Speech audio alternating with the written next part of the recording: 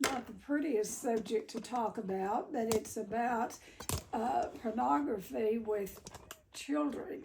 And it's starting down in earlier and earlier ages 10 and 11. Uh, and it's been going on for years. It's just getting more prevalent. And I heard this at a conference many years ago. And anyway, it was about, it was this man was sharing it that he owned a tech company in Seattle, and his son, who was about 11, had the finest computer that probably money could buy.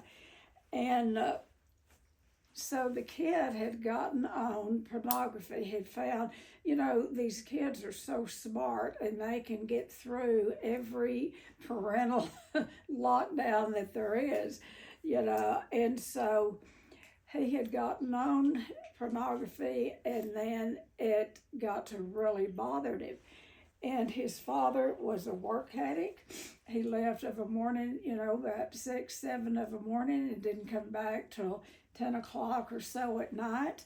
And so the little boy got up early one morning and to try to talk to his dad, and he opened his computer and showed him the pornography, and the dad said, "This is what you do," and he just slammed it shut. He said, "You just shut the computer off, you don't look at it." And he turned around and walked out. And that did not stop the kid. And it was bothering him. It was bothering the kid. He was feeling guilty. And I mean, he was young. And so it rocked on, and he went back to his dad. Same scenario early one morning. And the father, it finally clicked in his brain that the son was in trouble.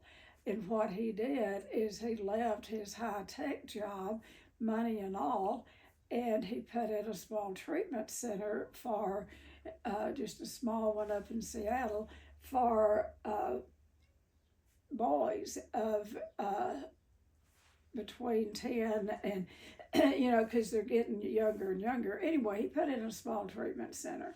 And not only that, but, he got his son help. So that's a parent that listened. A lot of times parents don't listen, they don't pay attention, and in today's time, kids are spending so much time in their bedrooms. It's like they just separate. You might have a big house, but it's like it's empty. Everybody goes to their own corners, and, particularly kids will go and spend hours upon hours upon hours in their bedrooms. So, what 65% of boys have experienced watching porn, 18% of girls have. And what it does, their brain is not fully formed. It doesn't fully form until age 25. And so when that brain is fired by those images, and I will tell you, it can affect them for their lifetime, the entire lifetime. We have a man here in this community, a town of 500 people. And, he was a church going man. He had a house full of kids and all of that. And so one day his house was swarmed with police. With we live kind of out from a big town, from Abilene. Anyway, the policemen had surrounded the house, and they had, what they were looking for was childhood pornography. Now somehow he had put that on his wife's computer. Long story short, he was not only looking at childhood pornography, he was taking pictures and sending them through the mail. He's in prison today. I went to part of his trial. And, so he left a wife and a house full of little kids. She did divorce him. She moved away. she has found a life, but it affected all of it. It affected all of it. And in his story, how it started was he was sexually abused as a child by someone from church. And that is usually where it starts. A lot of times, not all the times, but it usually can start with some type of contact. I mean that's a big one, is to be sexually abused. But it doesn't always have to come from start there. It can start with them being bored and going into that bedroom by themselves and getting on that computer. And then they are so smart today. Kids are, even little kids, about computers. They can find just about anything, and then they feel challenged. And so they go farther and they go farther and they go farther until they get really deep into dark pornography. Now, what happens to the brain is, well, one thing, it goes completely on overload. It is, the reward system that is dopamine driven, and it's highly active and sensitive, and it is really open. That part of the brain is so open in early, getting ready to be adolescent, and it just absorbs everything that comes to it. And then it affects the frontal lobe of the brain, the cortex, and that's the decision making, and that's the impulse control. So it takes over the brain, pornography does. And it's, in the field, and I know I'm not stupid. I keep up with things, although I don't go to a lot of conferences. They don't like to use the word addiction anymore. They're using it substance abuse disorder or activity disorder, and I call it addiction. Addiction is addiction is addiction. An addiction is either a behavior or using a substance or a behavior to change the way you feel.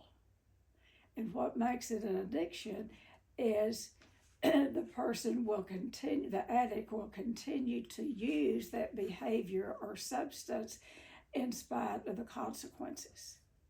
So the kid can be caught many times.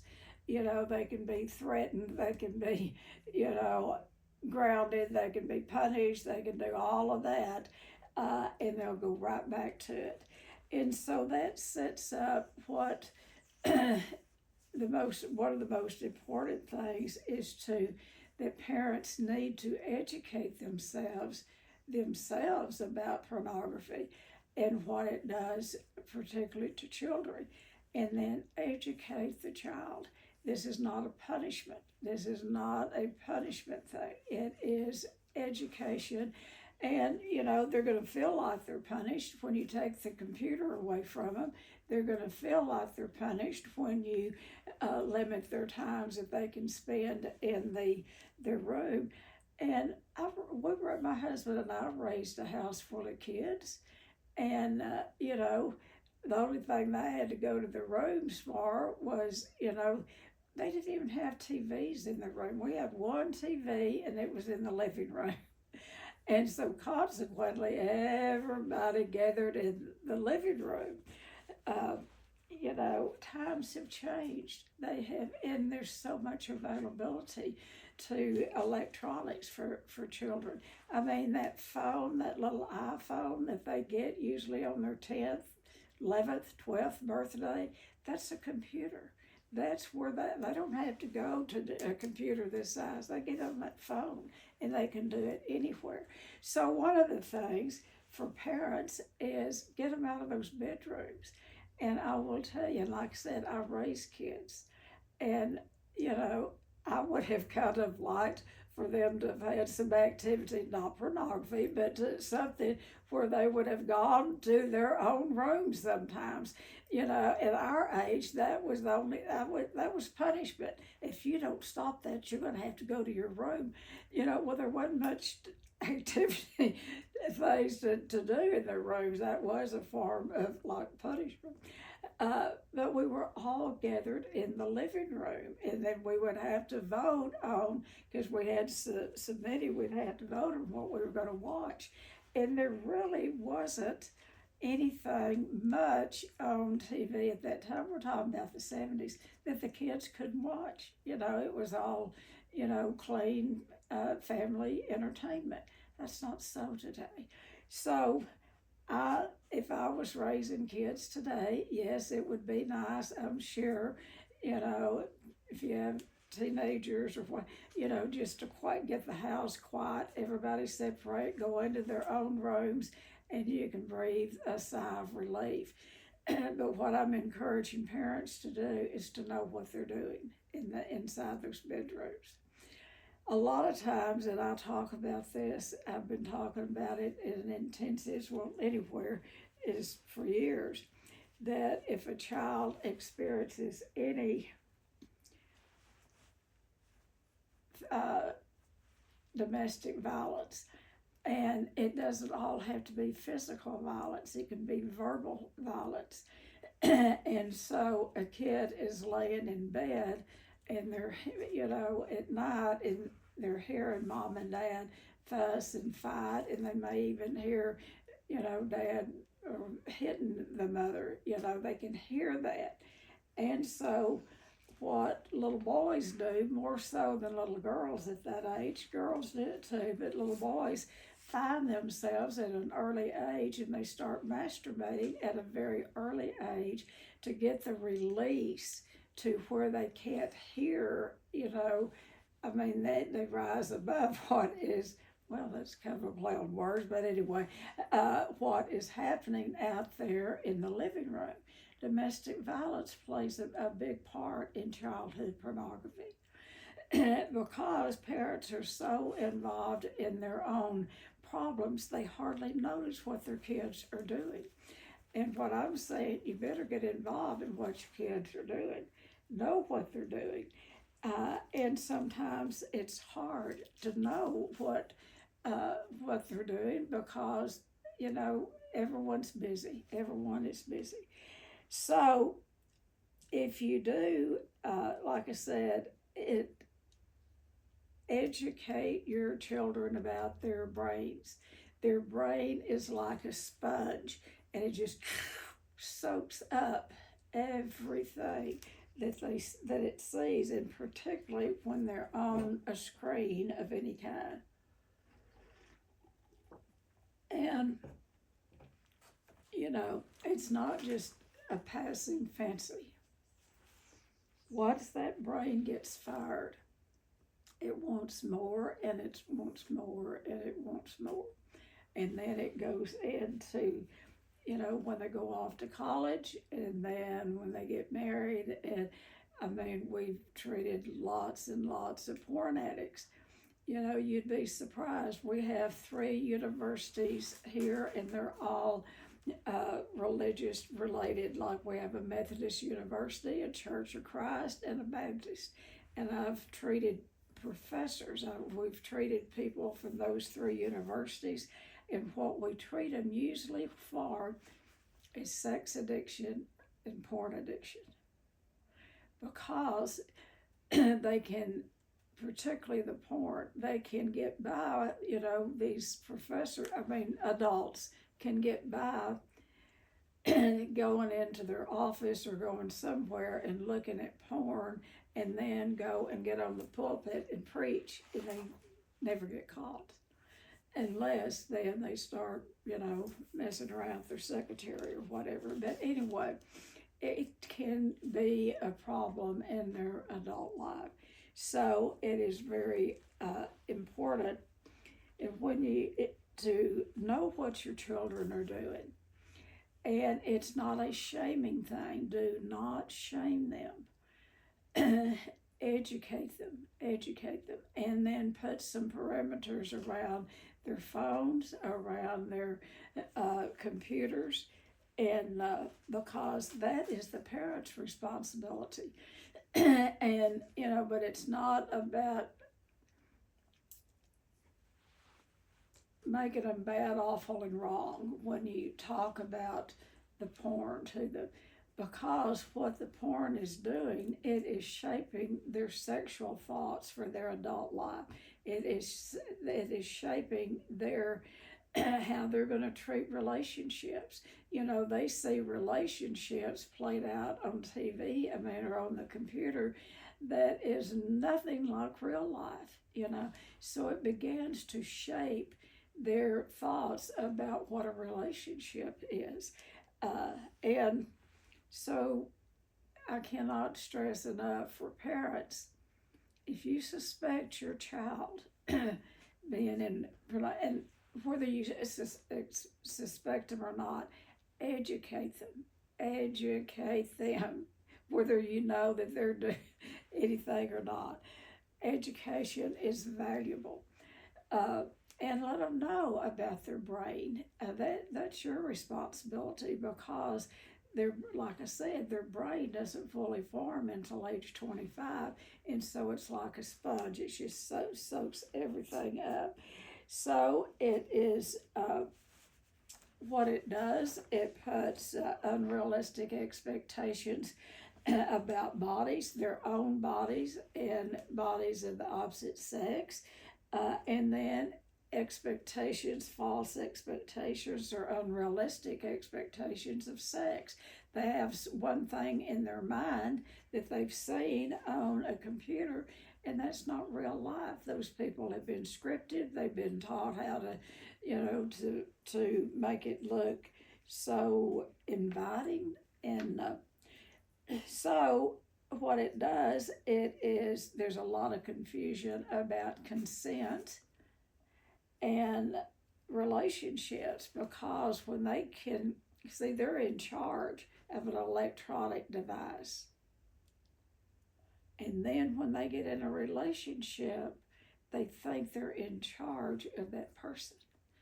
They think that they're in charge of that person as far as sexual acting out.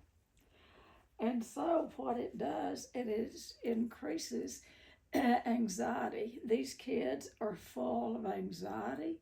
They're full a lot of times of depression, and it's actually, the core of it is shame. Most of these kids have so much shame about it, particularly if they are raised in a church, because they hear one thing at church, and then they have found something. These kids are smart about electronics, and then once that brain gets tapped into, they want more and more and more. And so what it does, it becomes difficult to focus or to have any motivation, particularly if the use becomes compulsive. And what usually happens is they'll see, and they may even see pornography, maybe be in a group with a bunch of kids, or 2-3 boys. Maybe they're having a sleepover, and they will sometimes be exposed to it like that. Sometimes they're exposed to it at home. These fathers who think that they're very secretive about their porn addiction, they're not. Their kid knows what they're doing. And I'm not saying that every child that uses pornography has a father or a mother that does porn. I'm not saying that, but there are some. And so they're just kind of following suit, So the main thing is, I keep saying, educate them and don't shame them, because like I said, they usually learn it in a group setting, or they've heard it talked about at school or something, and then they get started on the pornography, and then it becomes a single activity, like they do not want anyone around. And then that's when they drop off and drop out of friendships and relationships. This is when it becomes an addiction, because that's all they're focused on. They can hardly wait till they get home. And I hate to tell you this, but your kids are watching porn. Not all of it, but some are watching porn at school. At school now, not all teachers, but sometimes they'll let them use their phones for certain subjects. It doesn't take but a split second to get over to what they enjoy watching. So it's everywhere. It's not, and this, we're not talking about bad kids or anything. We're talking about human beings. Sexuality is the closest thing. Spirituality and sexuality are, are very close together, because sexuality, God made us sexual beings, and when you get that mixed up with, doing things, like the pornography, it really scars their mind about what real sexuality is. There is nothing more sacred than sexuality, and like I said, it is real close because God gave us sexuality. That's how our bodies are made.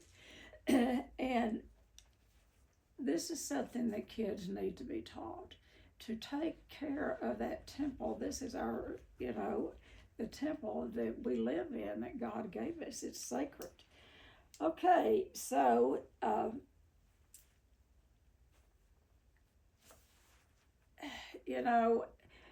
we do, like I said, in the addiction field today, we're taught not to use addiction, but I still use addiction.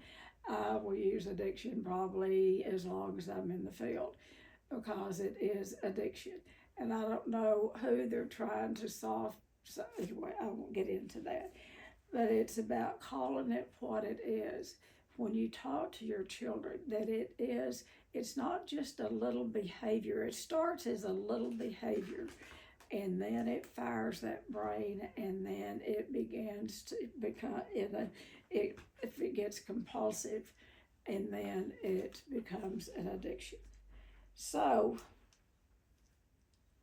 what actually helps with this, what actually can you do for them? And I'm hoping that parents will tune into this, that suspect that their kids are watching porn. And one thing is, I keep harping on this, is educate them. Teach them how media is designed to hook attention. Discuss healthy relationships and consent. A healthy relationship is about two people consenting to being together. Talk about that. And then build awareness. Have them to be aware of, years and years and years ago, we used to have in the state of Texas, at the Texas Drug and Alcohol down in Austin, once in the summertime, they would have a full week seminar where it'd bring everybody in the field together. We would all go, and we could get enough hours to would not have to do, most of us wouldn't have to do any other continuing ed hours. We'd go and get the hours. So this has been years ago. They warned us of this. Computers were just out. And, I had a young man in treatment at the Serenity House, and I was working on paperwork one day, and he came and stood at my office door, and he said, he said, "What you doing?" And I said, "Well, I am getting ready to send a report, mail a report to another therapist in another town that this," anyway. He said, "One of these days, there are already computers, but the computers at that time were in an office building, and they would cover a complete block in downtown towns, and they'd be 3 or 4 stories high. Those computers were massive. They didn't have these little computers here." So anyway, this young man he was like genius level.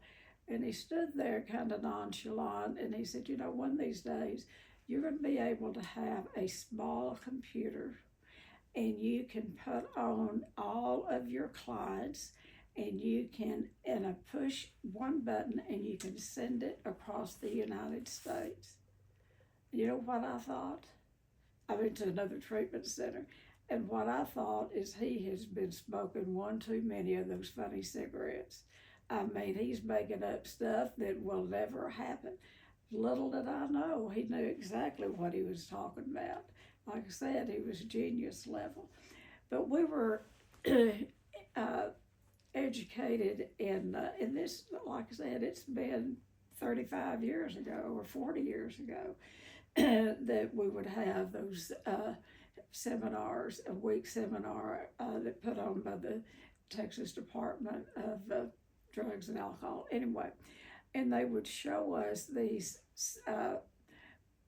pictures of magazines or in kid magazines and how they would put, I can't say it, these messages that you can't see it until you really look at it, but the brain sees it. I mean, it may not be on a conscious level. And they had this picture on the screen. I mean, it was a beautiful picture of kids playing and all the way through there was penises. I mean, really? And you didn't see them until they pointed them out. And then they were everywhere, in that little video thing that they showed us. So it's, the education started many years ago before we even had the computers. Okay, so help them notice how you can help them build awareness is help them notice their triggers. When they go into their room, are they bored? And this is usually what is probably the number one thing that kids get into. They're bored. And then, so they go into their bedroom alone, and they're not bored anymore. They find things, they find companionship, through porn on their computer, on their phone. Maybe they're dealing with a lot of stress or any stress. Maybe they're lonely. Maybe they are one of those kids that are not very outgoing. Maybe they don't have a lot of friends. Maybe they're lonely. And they can get in that room and they can fill up that loneliness through that computer. So what the research shows, don't take away the computer because that just makes them want it more and more and more. One more time, put the lockdowns on it and encourage them. You can't just remove it because they're everywhere. They're in their phones. They're all. It's replace it. Replace it with sports. Replace it with hobbies. Replace it with social connection. The brain needs alternative rewards. If you're not a church goer, get your kids involved in church. If you believe in going to church, get them active in doing something outside. Help them with different hobbies. Do things with your kids to keep them active. And I'll tell you, in raising our kids, I'm not saying that we did everything right. We absolutely did not. We had a blended family. We had 4 little ones and 3 teenagers at the same time. And so we did make our mistakes. But one of the things after the older ones left home, the little ones were coming up, and we happened, by the grace of God, our kids went to a small little country school named Wiley, but now it's a huge school, but it was a small country school then. And 4-H was the biggest thing going. And we got our kids involved in 4-H. I'll tell you what, if you want to get your family involved and your kids involved, join 4-H. There are scholarships there. My oldest daughter, a lot of her college was paid for by scholarships through the Goodyear Tire Company. Her project was bicycles. People think the only projects they have is raising calf or cooking. And our kids did raise lambs. We raised them 2 years. Then we realized we were not ranchers or farmers. We got out of that business real quick. They did well with them, but it's a lot of work and a lot of work on the parents. But what I'm saying is find an organization that you don't just ship them off to. You go with them. You go with them. Some of our fondest memories are connected with 4-H. In fact, we built a huge playroom on the back of our house. My husband and I became 4-H leaders, and he was still drinking. God really watches over children and animals and fools like alcoholics and and spouses of alcoholics. But anyway, nevertheless, he worked hard. He paid for that playroom, and we used it for 4-H, and but we were all involved. Boy, he would be there with us, and I am bragging. Our kids did well. They did well, and we went to state down at A&M. That is the big thing that you work for, is to go to state in the summertime at A&M. That's where they hold it, And our kids walked away with a lot of blue ribbons, and it wasn't about the blue ribbons, but it was about the community. It was about coming together. And I think that's kind of what's lacking today in our society. I don't know, because I don't have children, but I think that's what's lacking. Everybody just kind of goes off with their phones. I can see it with us, sitting around, supposedly watching maybe a basketball game or something. I'll look around and we're all on our phones. We can't we can't criticize these kids because we do it ourselves. We're all addicted to our telephones. I did go through a period of time back when I did a lot of cooking, and I would have the kids out a lot for meals on Sunday. And at that time, the phones were just kind of handheld phones were just getting popular. And I had a basket on the front table, and everybody had to deposit their phone there as they walked in the door. That's long gone. But anyway, so get them involved in something, and not just get the kids involved in it. You get involved in it as parents. And like I said, I'm not putting us up. I'm not giving us any medals. But my husband would sponsor the kids, whatever athletic, the kids played baseball, big baseball players, big basketball players, and they started, when they were little bitty. Well, he would sponsor them, and then I would be, and I knew nothing about sports, but I would be like the manager, and then we'd have a coach. But we went to every game. We were involved, and this is what I see parents a lot of times not getting so involved with their kids. And the kids are quiet. They go in their rooms and they find something to entertain themselves. So parents, young parents, I know you're busy. I know you're trying to make a living, and that's hard in today's time, but make time for those kids and in their activities. And sometimes we would have to split up. We'd have one in one small town playing basketball and one in another town. And I'm saying this because both of us came out of dysfunction. We came out of very dysfunctional homes, my husband and I. And I will tell you, I made a decision it was going to be different. Our family, my kids were going to be raised different. Mistakes and all, our kids were raised much, much different than I was raised, my husband was raised. Our kids never had one sporting event, anything. They didn't do anything that at least one parent was there, and usually both, unless one of us was off with one of the other kids. So get involved in your kids' lives. Get involved. Know what they're doing. Do it with them, Okay, social connection. The brain needs alternative rewards. That porn on that they get into rewards the brain, and it sends them on a high. That's why it is an addiction. It changes the way they feel. They're lonely. They think they don't have any friends. They go in their bedroom. They get on their phone or their computer, get on porn, and it fires that brain.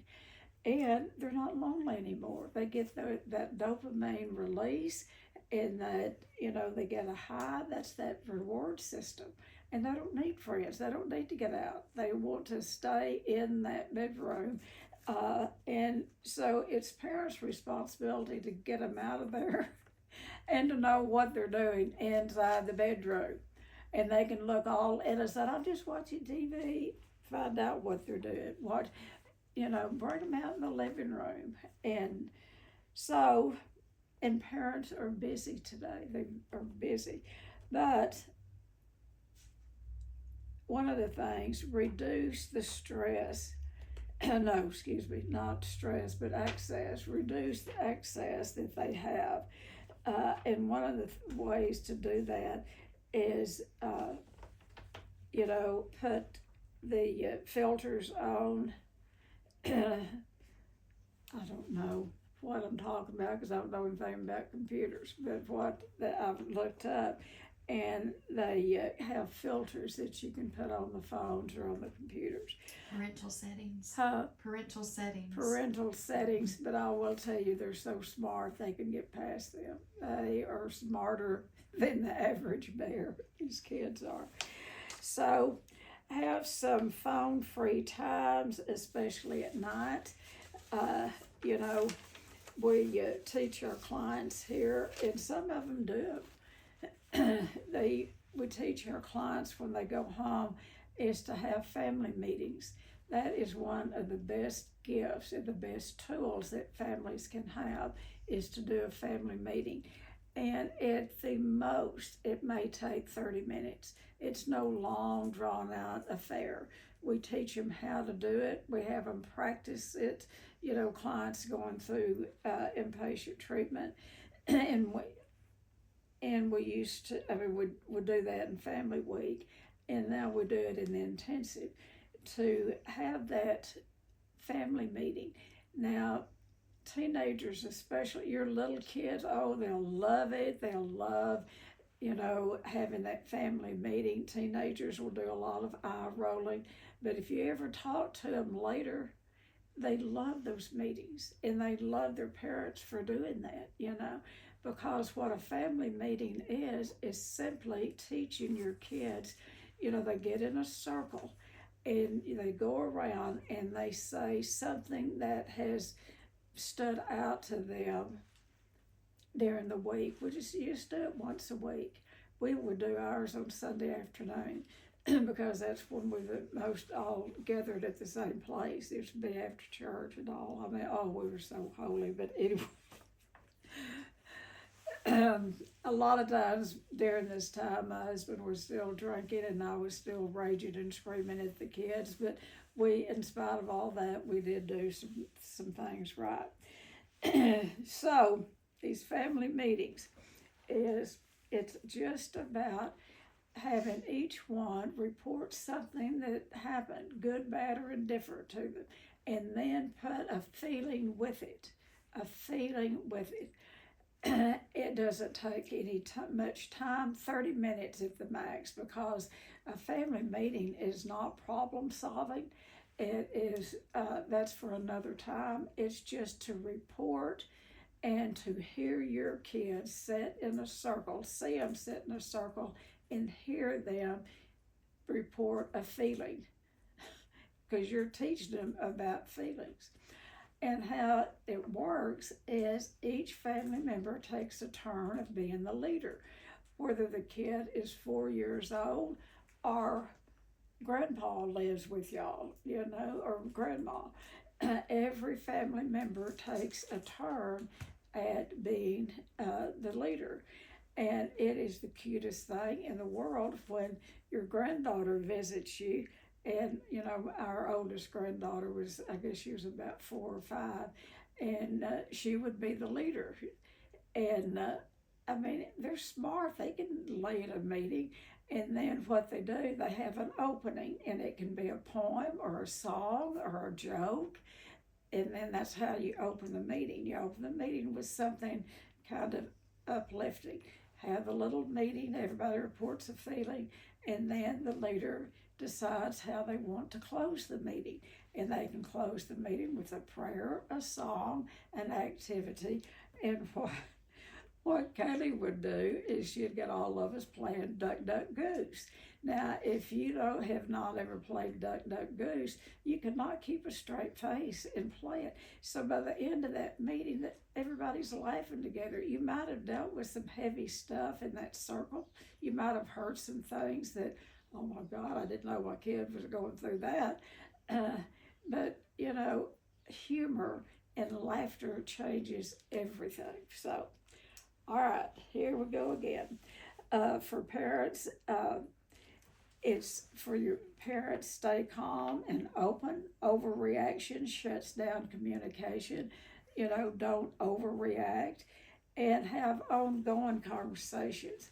This is not going to be a one and done deal.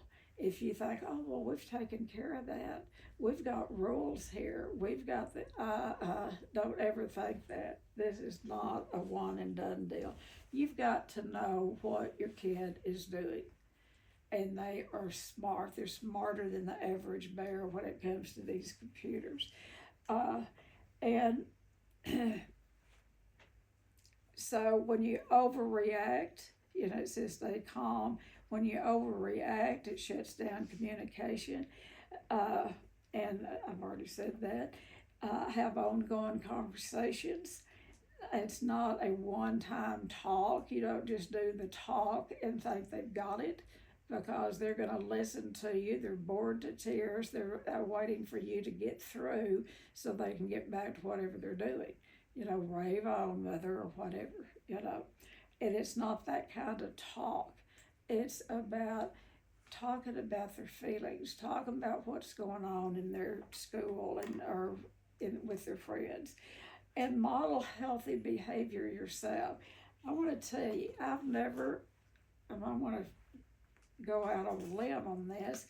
With the best of my memory, I don't know that I have ever worked with a sex addict or a porn addict that didn't have a parent. Usually, I'll tell you, a lot of times will start with a dad or a mother having pornography magazines. And I mean, kids are smart. They will find whatever you have hidden. There's not a place in your household that a kid can't find they don't know what they're looking for. They're looking for something. And when they run across those Playboy magazines, that hooks that brain. That's where it usually starts, is with pictures.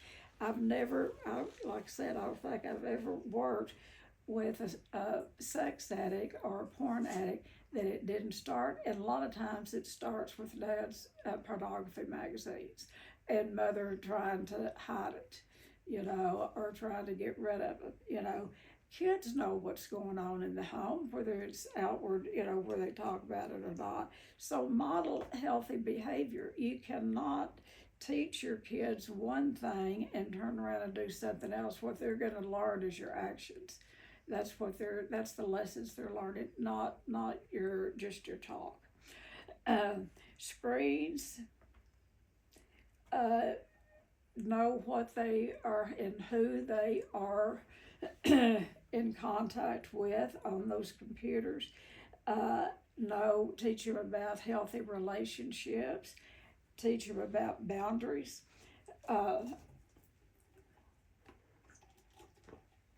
This is many, many, many, many years ago. We had a young woman here, college age, and she was here for an eating disorder. The family came for family week. They had a teenage daughter that came. She was about 14, 15. And all of the focus had been on this the older daughter with a bulimia, but she also dabbled in alcohol. So she was she was the identified patient, the IP. So all of the focus was on her. While we were in family week,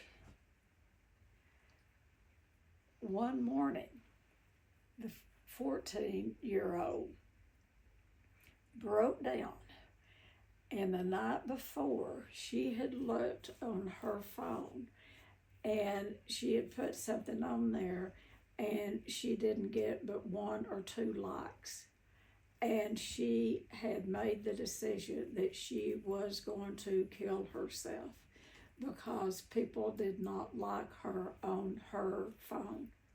Now that's what the phone stuff is doing, and you get kids that are bashful, shy, low self-esteem, that fires the brain.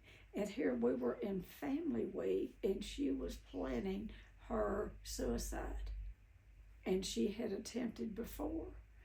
So thank God we were in family week, and at that time we didn't treat adolescents, but we helped the family find her some help, because, and this is another thing, if there's one family member, and it doesn't always have to be addiction, let's say the family, maybe the father's sick, chronically ill, or the mother's chronically ill, it's anything that takes the family's attention, all the attention.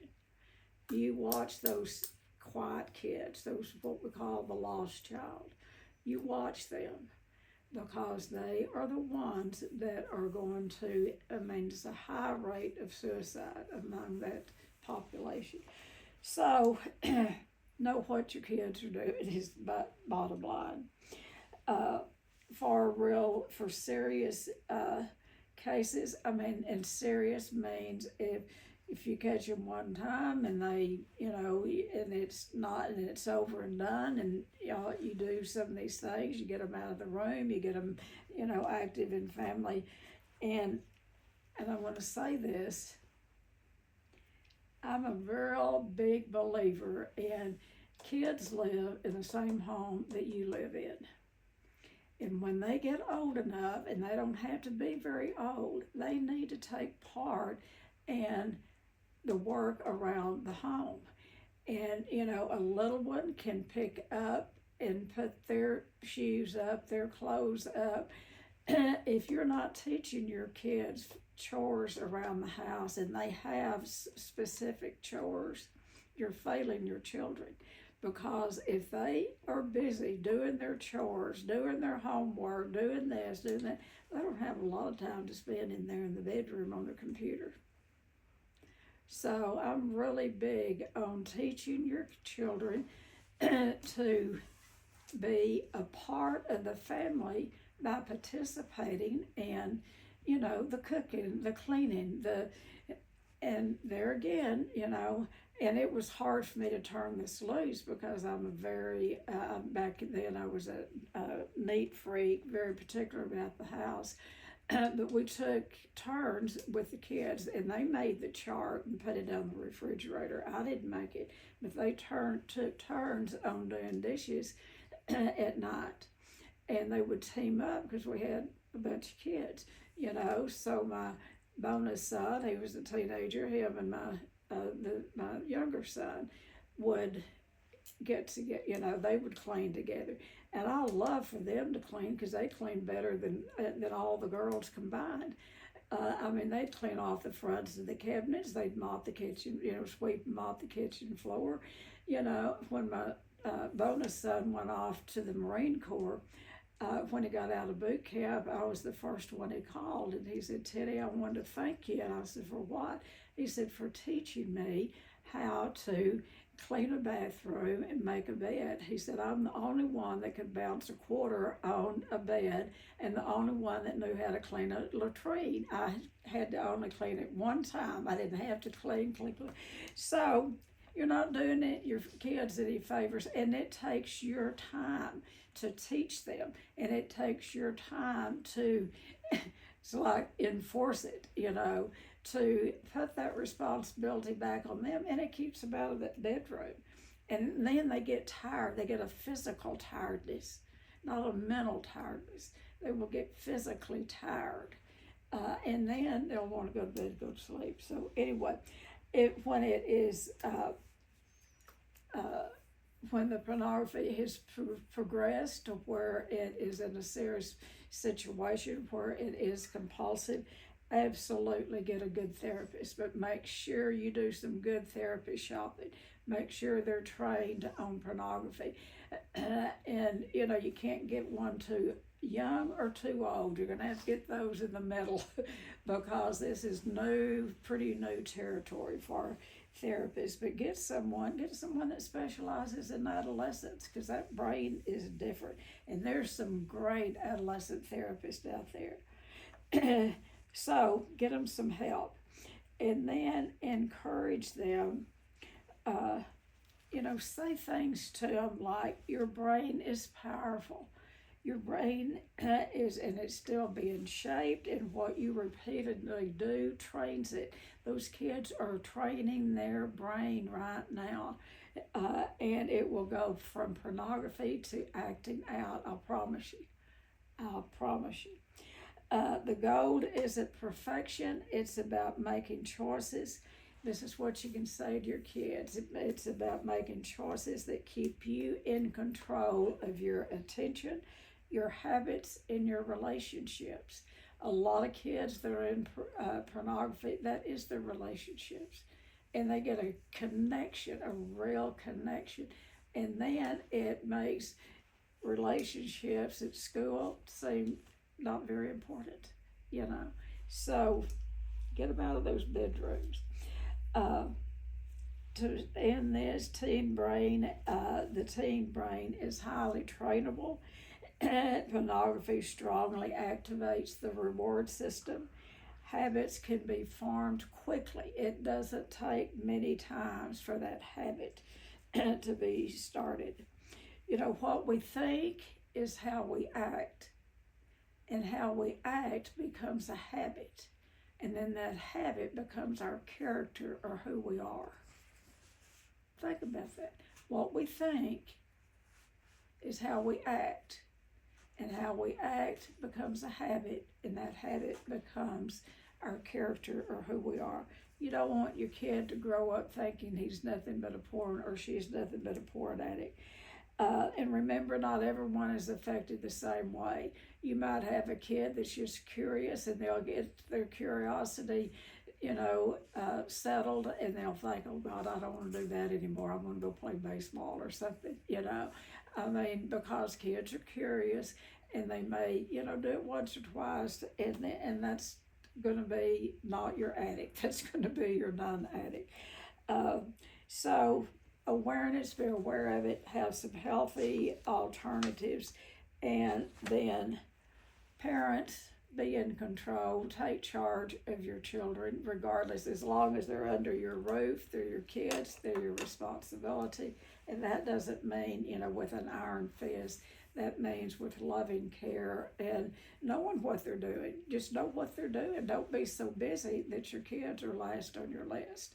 All right, it seems like I've stopped sharing and gone to preaching. I've taken up a lot of time. Do y'all have anything that you would like to ask or